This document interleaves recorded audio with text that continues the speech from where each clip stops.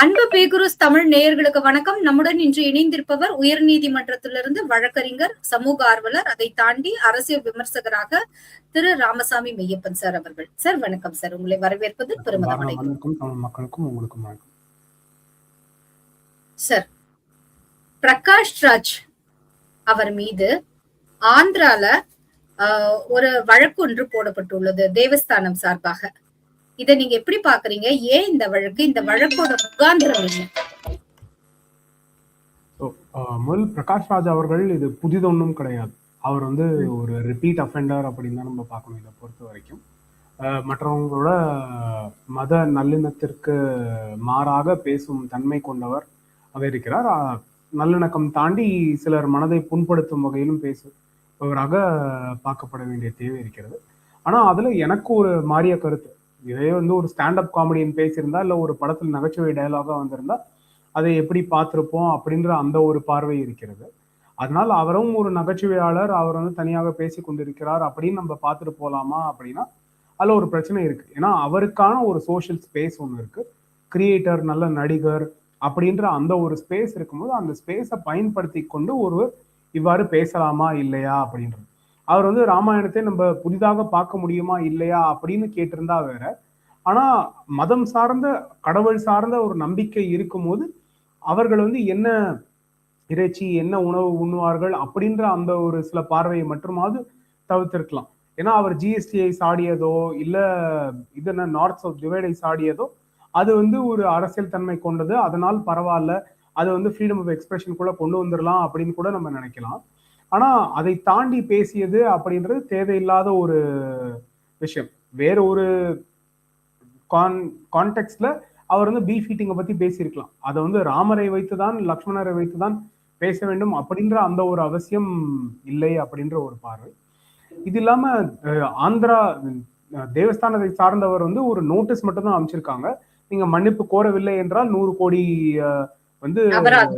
அபராதம், நஷ்டஈடு இல்ல டெஃபமேஷனுக்கான இது கொடுக்கணும் அப்படின்ற அந்த ஒரு இது இல்லாம டெல்லியில் வழக்கு ஒன்று பதிவு செய்யப்பட்டிருக்கிறது. எஃப்ஐஆர் ஆயிருக்கா இல்லையான்னு தெரியல, கம்ப்ளைண்ட் கொடுத்துருக்காங்க ஆல்ரெடி.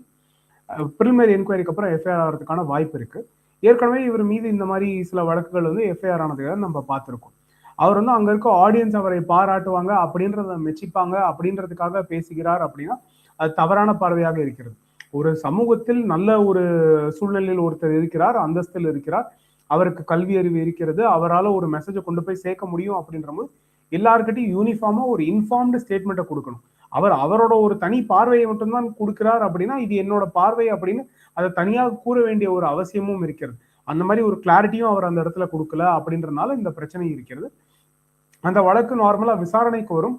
ஆனா இந்த மாதிரி வழக்குகள் நம்ம கான்ஸ்டியூஷனை பொறுத்த வரைக்கும் பார்க்கும்போது நம்ம அதை தூசியை தட்டிட்டு நம்ம போகணும் அப்படின்றத, நம்ம பிரதமர் எப்படி 56 inch செஸ்ட் அப்படின்னு நம்ம பேசுறோமோ, நம்ம எப்ப இருந்தாலுமே எல்லாரையுமே அரவணைத்து கொண்டு சென்ற மக்கள் தான் சனாதன தர்மவாதிகள் அப்படின்னு நம்ம பார்க்க வேண்டிய தேவை இருக்கிறது. அதனால இதையும் நம்ம தூசி தட்டு விட்டு போய்விடலாம், இதனால் எந்த ஒரு மாற்றமும் வரப்போவதில்லை அப்படின்ற அந்த ஒரு பார்வை. ஆனால் இதற்கு எதிராக அப்படின்னா எதிராகன்னு சொல்ல முடியாது. ஆனா மற்ற படைப்பாளிகள் இல்ல இந்த கிரியேட்டிவ் ஸ்பேஸ், இந்த மீடியா ஸ்பேஸ்ல இருக்காங்களே, அவங்களுக்கு இந்த ஒரு டிராக்ஷன் அப்படின்னு கிடைக்கும் போது அதை எப்படி பாசிட்டிவா பயன்படுத்துறாங்க அப்படின்னு பார்க்க வேண்டிய தேவை இருக்குது. இந்த மாதிரி நெகட்டிவா மட்டும்தான் பயன்படுத்தணுமா இல்லையா அப்படின்ற கேள்விகளை கான்ஸ்டன்டா வச்சுக்கிட்டு இருக்கணும். அப்பதான் அவர்கள் இதை மாத்திக்கிறதுக்கான ஒரு பாசிபிலிட்டி இருக்கு. இதை நம்ம வழக்கு பதிவு பண்றதுல மட்டும் அதற்கான பயன் கிடையாது. ஏன்னா அப்படி பார்த்தோம்னா அப்புறம் ஸ்டாலின் யூடியூப்ல யாராவது ஒருத்தர் அவரை பத்தி பேசினாலும் இங்க அவரும் வழக்கு பதிவு பண்ணிட்டு இருக்காரு. ஏன்னா அந்த வழக்கு பதிவு பண்ணும் போது என்னன்னா அந்த யூடியூப்ல பேசினவங்க அவர்களோட வார்த்தை பயன்பாடுகள் சில சமயம் சரியில்லாம இருந்திருக்கலாம், அவர்களோட கருத்து வேறையாக இருந்திருக்கலாம். அந்த கருத்தை நம்ம ஆதரிக்கிறதுனால அவர்கள் வழிமுறையும் சரி அப்படின்னு நம்ம எல்லா முறையும் கூறிட முடியாது.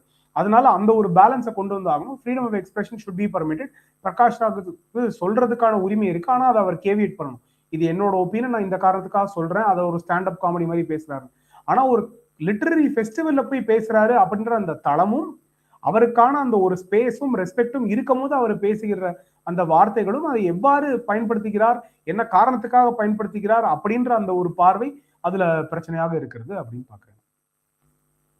சார், சில நாட்களுக்கு முன்னாடிதான் நம்ம பார்த்தோம், ராணா அவர்கள் ஹிந்து விரோதமா ஒரு வார்த்தை ஒன்று பேசி அதுவே ஆல்ரெடி வழக்கே பதிய சொல்லியிருக்கு நீதிமன்றம்.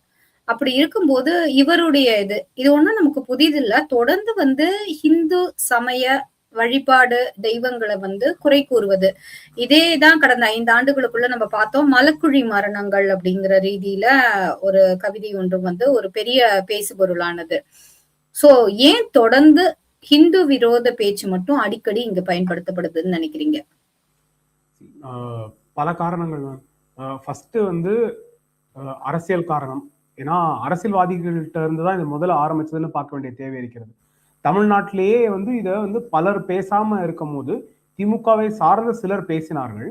அதற்கப்புறம் திமுகவை சார்ந்து ஒருத்தருக்கு அன்று அவர் இது என்ன டெபுட்டி சீஃப் மினிஸ்டர் அப்படின்ற ஒரு பதவி கிடைச்சதுக்கு பின்னரும் அவர் பேசினார் அப்படின்னு நம்ம பார்க்க வேண்டிய தேவை இருக்கிறது.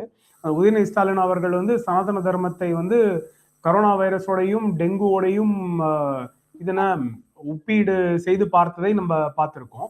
ஸோ அரசியல்வாதிகள் அங்கிருந்து ஆரம்பிச்சு இது அக்செப்டபிள் அப்படின்னு அவங்க ஒரு பெரிய பிளாட்ஃபார்ம்ல அவங்க பேசும்போது அவர்கள் மீது எந்த ஒரு நடவடிக்கையும் எடுக்காத போது அதை கூட்டத்தில் இருப்பவர்கள் ஏற்றுக்கொள்கிறார்கள். அந்த கூட்டத்தில் இருப்பவர்கள் ஏற்றுக்கொள்கிறார்கள், இதனால் எனக்கும் ஆதாயம் இருக்கிறது அப்படின்றது சில நடிகர்கள் அதையுமே வாய்ப்பாக பயன்படுத்தி கொண்டு நான் இதை பேசினால் எனக்காக ஆதரவு கிடைக்கும் அப்படின்ற அந்த ஆதரவை பயன்படுத்தி கொள்கிறார்களோ அப்படின்ற அந்த ஒரு பிரச்சனை இருக்கிறது. அதனால அந்த ரெஸ்பான்சிபிலிட்டி ஃபர்ஸ்ட் வர வேண்டியது நமக்கு தேர்ந்தெடுத்து நம்ம அனுப்பும் அரசியல் தலைவர்கள் கிட்ட முதல்ல, அதற்கப்புறம் அந்த அரசியல் கட்சிகள் கிட்ட, அதுக்கப்புறம் பொதுமக்கள் கிட்ட. பொதுமக்கள் இந்த மாதிரி விஷயங்களை ஆதரிக்காமல் இருந்தாலும் பொருட்படுத்தாமல் இருந்தாலும் இந்த மாதிரி பேச்சுகள் பல திரும்பி வராது அப்படின்னு நம்ம பாக்குறோம். நம்ம ஒண்ணு பொருட்படுத்துறதுல பிரச்சனை, இரண்டாவது ஆனா ஆதரிக்கிறதுலயும் பிரச்சனை. அது இரு தரப்பினரும் அதை சரியாக பார்க்க வேண்டிய தேவை இருக்கிறது. அதனால அந்த மாதிரி வார்த்தை பயன்பாடுகளை யாருமே ஏற்றுக்கொள்ள முடியாது. இன்னொருத்தர் மனம் புண்படுற மாதிரி இன்டென்ஷனலா பேசவே கூடாது. அதை அவரை மாதிரி பிரகாஷ்ராஜ் போன்றவர்களோ ராணா போன்றவர்களோ அதை தெரிந்து கொண்டுதான் அவர்கள் இருக்கிறார்கள். ஏன்னா அந்த அளவுக்கு மினிமம் நாலேஜ் அவங்களுக்கு இருக்குன்னு தான் நம்ம அசியூம் பண்ணிக்கிறோம். அந்த நாலேஜ் கூட இல்லாதவர்கள் அவர்கள் கிடையாது. உதயநிதி ஸ்டாலின் அவர்கள் கூட நம்ம சொல்ல முடியாது எந்த லெவலுக்கு நாலேஜ் இருக்குன்னு. பிரகாஷ் ராஜா அவர்களையோ ராணா அவர்களையோ நம்ம அந்த இதுக்கு ஒப்பீடு செய்ய முடியாது. அந்த ஒரு பிரச்சனை இருக்கிறது. ஸோ அதனால அவர்கள் ரெஸ்பான்சிபிளா இருக்கணும். ஆனா இதை தாண்டி என்ன அப்படின்னா நம்ம இன்னும் ஒரு இந்து சொசைட்டி சனாதன தர்மம் அப்படின்னு நம்ம சொல்லும் போது அது டாலரன்ஸ் சொசைட்டியா நம்ம பார்த்து கொள்கிறோம். அது இதுனா முகலாயர்கள் இந்தியாவுக்குள்ள வந்ததாக இருக்கலாம், ஆங்கிலேயர்கள் இந்தியாவுக்குள்ள வந்ததாக இருக்கலாம், அவர்கள் செய்த வார்த்தை பயன்பாடுகளாக இருக்கலாம், நம்ம எல்லாம் அவங்கள அணுகிய விதங்களாக இருக்கலாம், இல்லை இத்தனை ஆண்டு காலமாக சுதந்திரம் பெற்ற பின்னரும் நம்ம எப்படி நேரு அவர்களை பார்த்திருக்கோம், இந்திரா அவர்களை பார்த்திருக்கிறோம், அரசியலுக்காக ராஜீவ்காந்தி எவ்வாறு விளைனார் அப்படின்றத பார்த்திருக்கிறோம், கருணாநிதி அவர்களை பார்த்திருக்கிறோம், இன்னைக்கு இவங்க எல்லாரையும் பார்த்துட்டு இருக்கோம். ஸோ அந்த டாலரன்ஸ் அப்படின்றது எந்த லெவலுக்கு வரைக்கும் எங்களுக்கு டாலரன்ஸ் இருக்கு, நாங்க எவ்வளவு வேணா பெண்ட் பண்ணுவோம் அப்படின்ற அந்த ஒரு பிரச்சனையும் இதில் சேர்ந்திருக்கிறது. அதை கேள்வி கேட்பதும் சரியான முறையில் கேள்வி கேட்பதும் அந்த மாதிரி பேசினா அவர்களுக்கான ரெஸ்பான்ஸ் இருக்கும் அப்படின்றத பாக்குறதுக்கான ஒரு ரியாக்ஷன் இருக்கணும். அந்த ரெஸ்பான்ஸ் பாசிட்டிவா இருந்தா இன்னும் பெட்டரா இருக்கும். சார், தொடர்ந்து இந்த ஹிந்து விரோத பேச்சுக்களுக்கு என்னதான் ஒரு தீர்வு? ஏன்னா நீங்களே சொல்லிட்டீங்க, பிறர் பேசினா பரவாயில்ல, துணை முதலமைச்சர் இந்தியன் கான்ஸ்டிடியூஷன் மேல ஒரு பதவி பிரமாணம் எடுத்தவர் பேசியிருக்காங்க, அந்த வழக்கும் நிலுவையில இருக்கு. சோ இப்படி தொடர்ந்து வரும் ஹிந்து விரோத பேச்சுகளுக்கு என்னதான் ஒரு தீர்வு? இல்லைங்க, ஃபர்ஸ்ட் டாலரன்ஸை கேள்வி கேட்கறதுல நம்ம மாத்திக்கணும். டாலரன்ஸ் இந்த நம்ம அதை கேட்டுக்கிட்டே இருப்போம், அடி வாங்கிக்கிட்டே இருப்போம் அப்படின்றதுல இருக்கக்கூடாது. அந்த மாதிரி பேசுகிறார்கள் அப்படின்னா அதை சரியான முறையில் நம்ம கேள்வி கேட்க வேண்டும். இல்ல அவர்களுக்கு எங்க இதுல இருந்து அங்கீகாரம் கிடைக்குதோ அந்த அங்கீகாரம் கிடைக்காமல் இருக்கிறதுக்கான முயற்சிகளை எடுக்க வேண்டும். அப்படின்ற போது அவர்கள் இதனால நமக்கு பெனிஃபிட் கிடையாது, இதனால டிராக்ஷன் கிடையாது. இப்போ அவர் பேசினாரு, இதனால எனக்கு இவ்வளவு மில்லியன் லைக்ஸ் கிடைச்சது, இத்தனை நாள் இத்தனை வியூவர்ஷிப் கிடைச்சது, இவ்வளவு அட்டென்ஷன் கிடைச்சது, இத்தனை நாள் அட்டென்ஷன் இல்லாம இருந்தார், எத்தனை படம் நல்லாக ஓடியது என்ன அப்படின்றது எனக்கு தெரியாது. ஆனா அட்டென்ஷன் டெஃபினட்டா கம்மியா இருந்தது அப்படின்னு நம்ம பாக்குறோம். இப்போ அரசியல் எலெக்ஷன் சூழ்நிலை, இந்த காலகட்டத்தில் இந்த மாதிரி பேசினா அதனால அவருக்கு அட்டென்ஷன் கிடைக்குது. அந்த அட்டென்ஷனை கொடுக்காம இருக்க வேண்டிய தேவையும் இருக்கிறது. ஆனால் அந்த நடவடிக்கை அப்படின்றது நான் வெறும் லீகல் ஆக்ஷன் அப்படின்றது மட்டும் இல்லாம ஒரு கிரியேட்டிவ் ஸ்பேஸ்ல அதற்கான ஒரு கவுண்டர் நரேட்டிவ். இந்த மாதிரி பேசினா பாசிட்டிவா உங்களுக்கு அப்ரிசியேஷன் கிடைக்கும், ஆனா இந்த மாதிரி பேசினா உங்களுக்கு அப்ரிசியேஷன் கிடைக்காது அப்படின்ற அந்த ஒரு பொசிஷனுக்கு நம்ம வந்தாக வேண்டும். இந்த இந்து விரோத பேச்சுகள் நான் முதலே சொன்ன மாதிரி ஒண்ணு டாலரன்ஸ் இருக்கிற எக்ஸ்டென்ட்டுக்கு இப்போ இருக்கக்கூடாது. ரெஸ்பான்ஸ் நமக்கு பாசிட்டிவா இருக்கும். நம்ம வெறும் வழக்கு நீதிமன்றம் அப்படின்னு மட்டும் பார்த்துட்டு இருந்தோம்னா சோசியலா அதை வந்து நம்ம மாற்ற வேண்டிய ஒரு ஸ்டெப்பை நம்ம எடுக்கிறதுக்கு தவறிட்டோம், நீதிமன்றங்களை மட்டுமே நாடிக்கொண்டு இருக்கிறோம் அப்படின்ற அந்த ஒரு பிரச்சனை வந்துடும். ஸோ அதனால சோசியலா அது அன்அக்செப்டபிள் அப்படின்றது மக்கள் கிட்ட இருந்து அதற்கான ரிஜெக்ஷன் இருக்கு, அக்செப்டன்ஸ் இல்ல, எனக்கான இதுல இருந்து டிராக்ஷன் கிடைக்காது அப்படின்னு தெரிஞ்சாலே இந்த மாதிரி கிரியேட்டிவ் ஸ்பேஸ்ல இருக்கவங்க அந்த டிராக்ஷன் கிடைக்காதுன்னு அவங்க பேச மாட்டாங்க. ஏன்னா அவங்களுக்கு டிராக்ஷன் கிடைக்குது, அதனால அவங்க பேசலாம் அப்படின்ற அந்த ஒரு பிரச்சனை. இரண்டாவது அரசியல் அழுத்தம். எங்கன்னா அரசியல்வாதிகள் வந்து அவர்களுக்கு சிறுபான்மையினரோட வாக்கு வங்கியை பெற முடியும் அப்படின்றனால அவங்க பேசுறாங்க. ஆனா கிரியேட்டிவ் ஸ்பேஸ்ல இருக்கவங்க அப்படி இருக்கக்கூடாது. எல்லாருமே தேவை அப்படின்ற அந்த ஒரு பார்வை வரணும். அப்ப கமர்ஷியலாவும் அவர்களோட இன்ட்ரெஸ்ட் மாறுகிறது.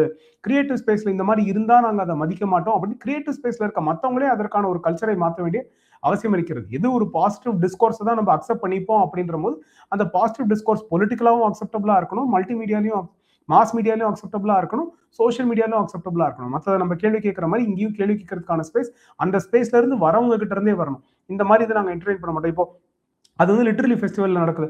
அப்ப அந்த லிட்டரரி ஃபெஸ்டிவல் நடத்துறவங்களே லிட்ரேச்சர் இந்த மாதிரி ஒரு இது என்ன பகிர்வுக்கான ஸ்பேஸ் கிடையாது அப்படின்ற கேள்விகளை அவர்கள் வைக்க வேண்டிய அவசியம் இருக்கிறது.